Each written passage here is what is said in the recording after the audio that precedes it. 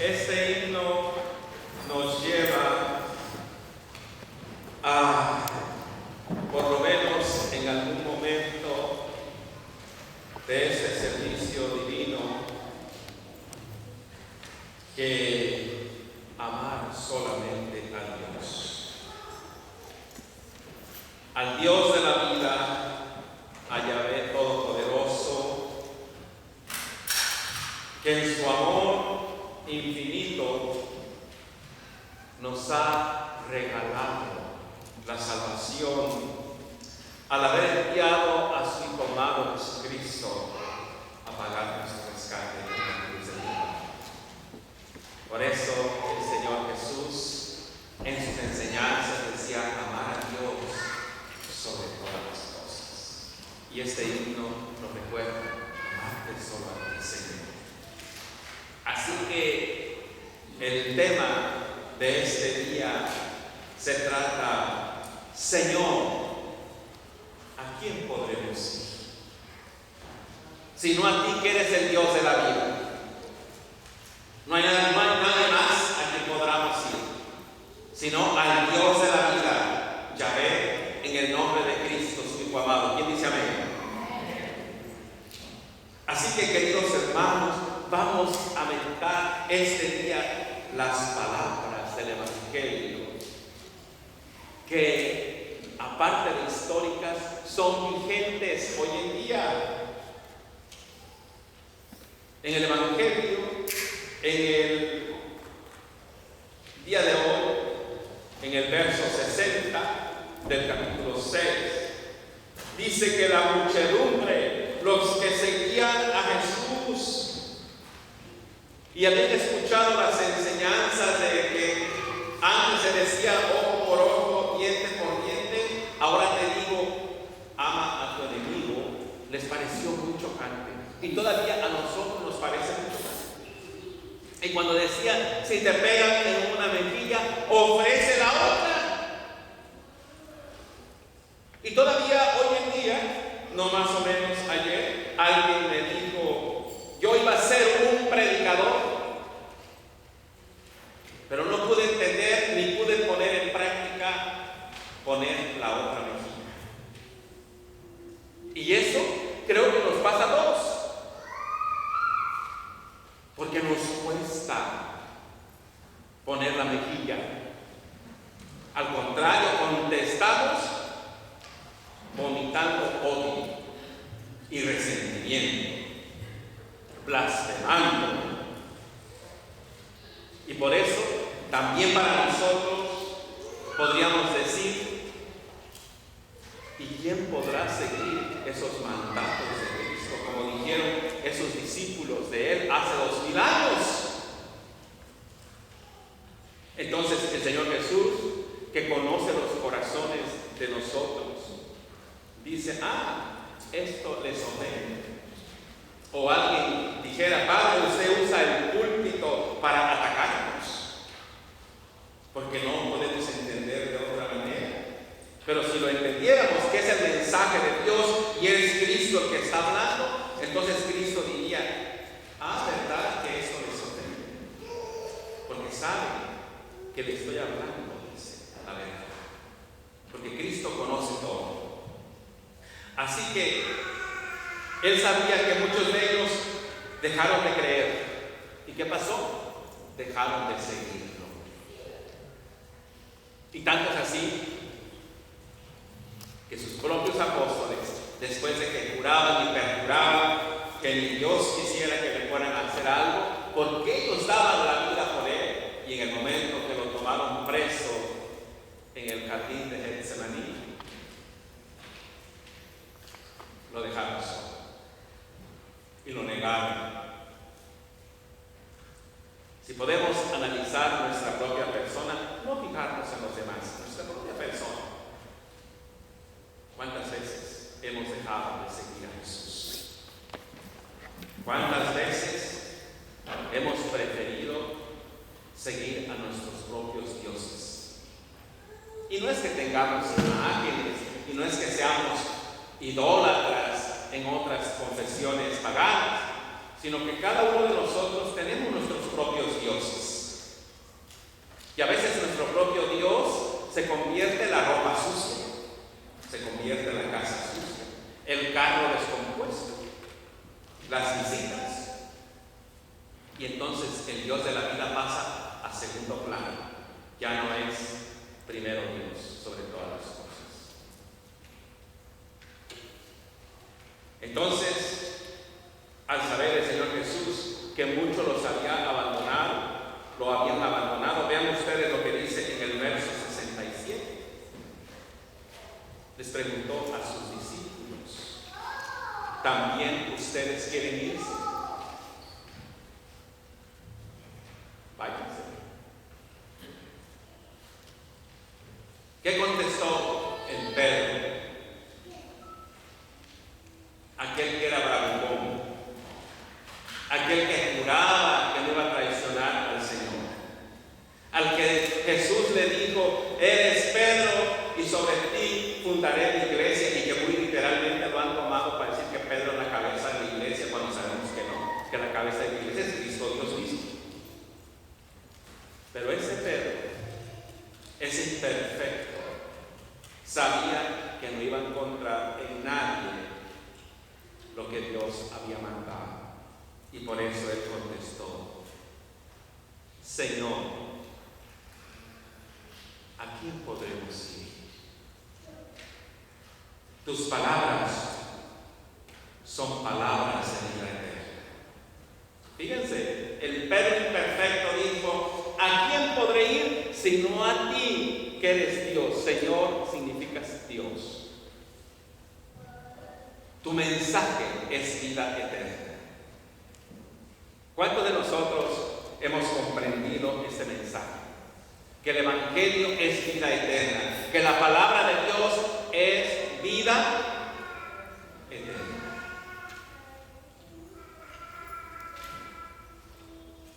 Tal vez muchos de nosotros en algún momento las comprendemos, pero viene el momento de confrontarnos con tomar una decisión. Y lo vamos a ver aquí en el Antiguo Testamento, en la lectura de hoy tomada de Josué, capítulo 24, 1, 2 y 14, 25. Josué reunió a las 12 tribus de Israel, reunió a todos los líderes y siervos y les hizo una pregunta: hablen con sinceridad y con lealtad. ¿A quién van a seguir ustedes? ¿Al Dios de la vida o a los dioses que sus antepasados adoraban a orillas del río Éufrates? Y Josué contestó esta pregunta que él mismo les hizo a ellos en el verso 15. Si me pueden seguir, por favor. Página 3, verso 15. Que no les gane el sueño, despiértense. Pero si no quieren servir al Señor, elijan hoy a quién van a servir. Si a los dioses, a los antepasados que servían a la orilla del río Éufrates, o a los dioses de los amorreos que viven en esta tierra. Y él afirmó: porque mi familia, por mi parte, mi familia y yo serviremos. Wow. Para mí se ha convertido en un sueño ver un día a mi familia sirviendo al Señor. Ya estamos unos cuantos miembros sirviendo al Señor, pero todavía no veo ese amor en mis propios hijos, que crecieron en una iglesia cristiana, amar a Dios sobre todas las cosas. En consecuencia, analizándonos nosotros mismos, todavía tenemos muchos dioses que preferimos a los dioses paganos antes de servirle y adorar al Dios de la vida. Y yo sé que muchos tenemos necesidad, y Dios lo sabe, pero a muchos se nos vuelve nuestro Dios el dinero. Por 60 pesos cambiamos en segundo lugar al Dios de la vida por los 60 pesos que vamos a ganar el domingo. Aunque sé que hay muchas familias que sin esos 60 pesos no podrían tener pan en su mesa. Pero yo les digo, en el nombre de Cristo, que Dios es un Dios de amor y que perdona y que también provee. Y que es un Dios que no nos abandona, que siempre nos provee lo necesario para vivir. Y más en este país, con su disfuncionalidad, sigue siendo un país bendecido. ¿Quién de nosotros ha ido a la cama sin comer? O con un taquito al día porque preferiste darle a tus hijos que comer tú mismo, como fue en nuestra vida, de nuestra niñez, de algunos en nuestros pueblos. Somos tan bendecidos que solo tomaría un segundo para ver la gracia de Dios en nuestras vidas. La mayoría tiene un carro, viejito, nuevo o como sea, pero que lo prende y te lleva donde tú quieras. Yo estoy seguro que la mayoría tiene una casa cómoda, que si tiene calor va y le baja un poquito más al termostato. Y eso ya es una bendición. Así que nuestros dioses se convierten en nuestros enemigos número uno, de darle toda la honra y toda la gloria a Dios. Josué dijo: por mi parte, mi familia y yo serviremos al Señor. Y servir al Señor no necesariamente vamos a estar vestidos acá, como hoy me hicieron falta ministros. Ustedes se han dado cuenta.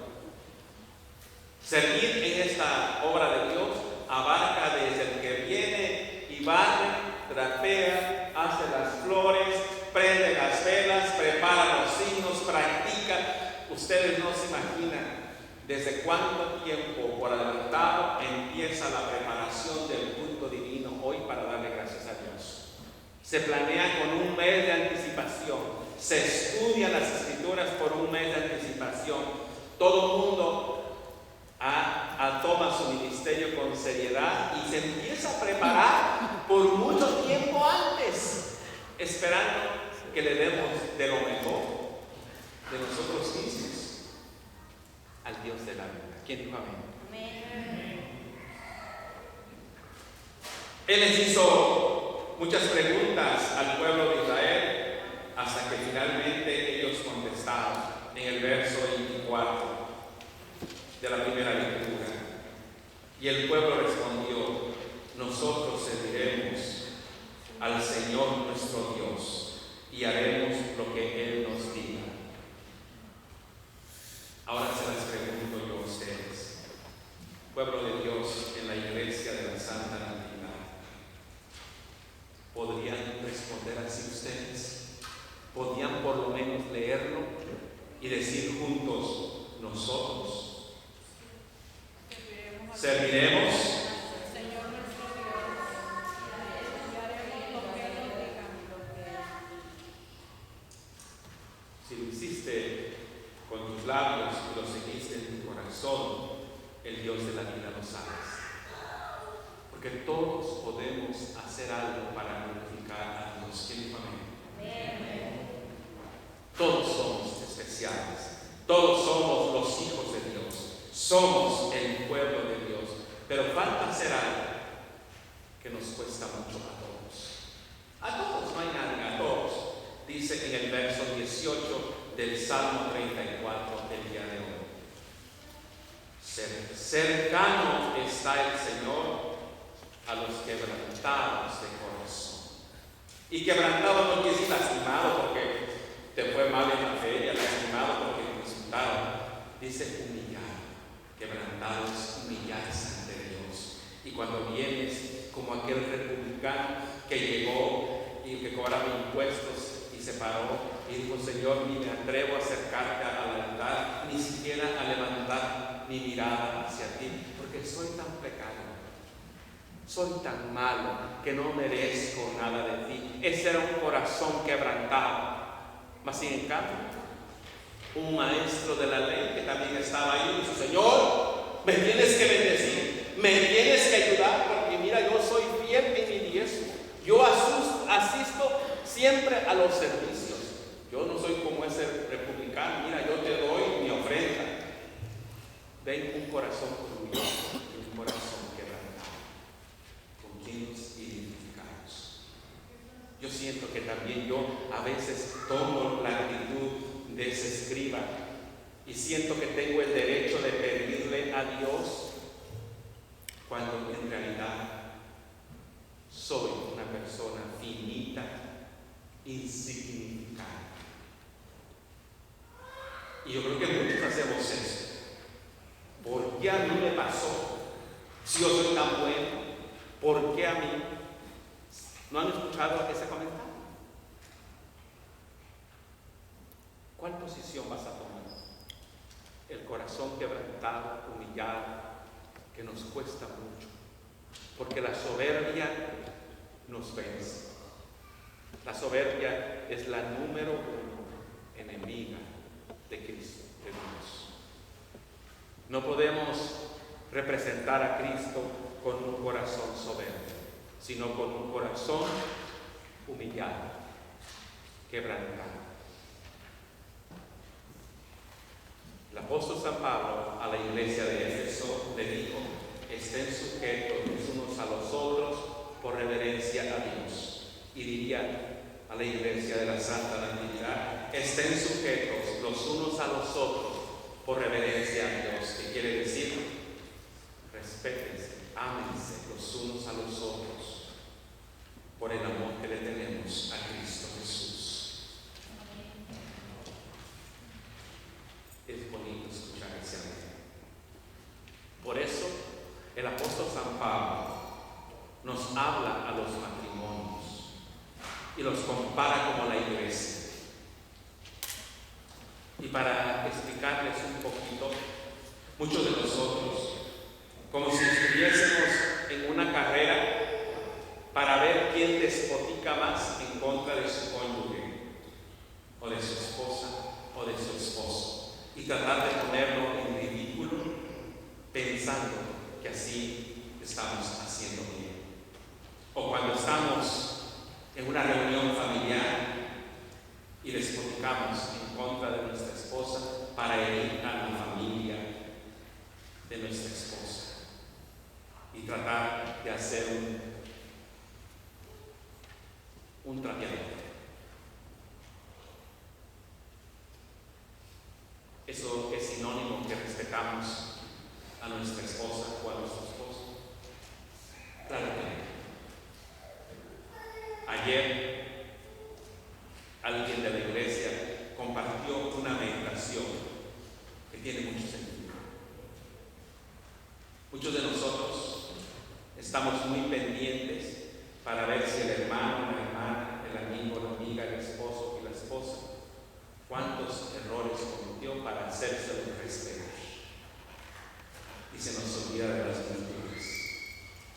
No desgastes tu ser y tu vida espiritual en estarte envenenando para ver qué le vas a rastregar en la cara a tu hermano, a tu hermana, a tu esposa, a tu papá o a tu mamá. Mejor enfócate y a resaltar los bonitos dones que esta persona está haciendo. Y cuando tu esposo diga: pues yo mismo voy a poner las ventanas de mi casa, la esposa diga: tú puedes, amado, yo te pongo el hombro. Pero la realidad es que muchos dicen: no creo que tú puedas. Hasta no ver, no creer. ¿No les suena muy parecido esto? Aquí el apóstol Pablo no nos hace recordar este día: esposos, amen a sus esposas como Cristo amó a la iglesia. Como Cristo amó a la iglesia. Pregúntense: ¿cuál es la intensidad de amor que Cristo tiene por su iglesia? ¿Es medible? Incondicional. Él fue a la cruz y murió por nosotros. En ese mismo amor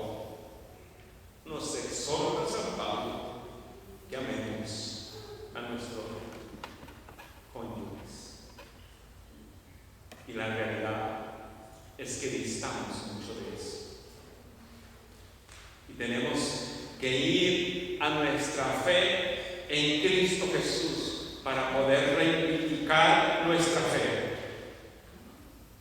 Y lo más importante, los que tenemos hijos, ¿qué patrón de vida le estamos pasando a nuestros hijos?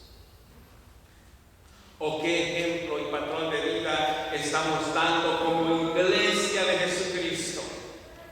Si en el verso 26 dice que el amor que hizo Cristo lo hizo para santificarla y purificarla con el baño de agua, acompañado de la palabra, yo diría por su derrame de la sangre, de la preciosa sangre de Cristo Jesús en la cruz del Calvario, para presentar a esa iglesia como una iglesia gloriosa, sin mancha, ni arruga, ni nada parecido, sino como santa y perfecta. No nos damos cuenta cuánto nos ama Dios. Si nos diéramos cuenta, entonces Dios sería siempre el número uno en nuestra vida.